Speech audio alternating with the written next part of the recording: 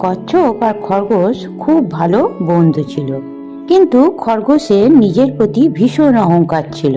একদিন সে কচ্ছপকে বলল, চলো বন্ধু, আমরা রেস লাগাই ওই দূরে মন্দিরে, দেখবো কে আগে দৌড়ে পৌঁছাতে পারে। কচ্ছপ কিছু না বলেই বন্ধুর কথা রাখার জন্য সে রাজি হয়ে গেল। খরগোশ বলল, আমাদের আগে যে ওই মন্দিরে পৌঁছাতে পারবে সেই আমাদের মধ্যে সব থেকে শ্রেষ্ঠ বন্ধু। খরগোশ এমনিতেই জোরে দৌড়ায়, ও খুব জোরে দৌড়াতে লাগলো। কচ্ছপও কিছু না ভেবে তার পিছু পিছু যেতে লাগলো। কচ্ছপকে ছাড়িয়ে খরগোশ অনেক দূরে গেল, রাস্তা পার হয়ে জঙ্গলে পৌঁছালো।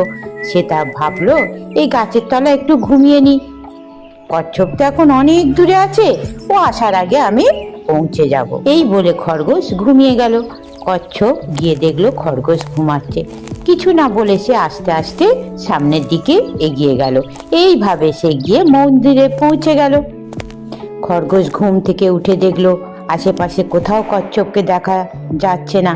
সে ভাবলো কচ্ছপ হয়তো অনেক পিছনে আছে, তাই সে খুব জোরে দৌড় লাগালো মন্দিরের দিকে। মন্দিরে গেছে অবাক হয়ে গেল, দেখলো তার আগেই কচ্ছপ পৌঁছে গেছে। কচ্ছপের নিজের প্রতি বিশ্বাস ছিল, তাই সে জয়ী হলো। আমাদেরও সর্বদা নিজের প্রতি বিশ্বাস রাখতে হবে, প্রতিযোগীকে কোনোদিন কমজোরি মনে করতে নেই। কচ্ছপের মতন যদি আমরা মনে সাহস এবং জেদ রাখি, স্বপ্ন পূরণের লক্ষ্যে একদিন আমরা সবাই পৌঁছাতে পারবো।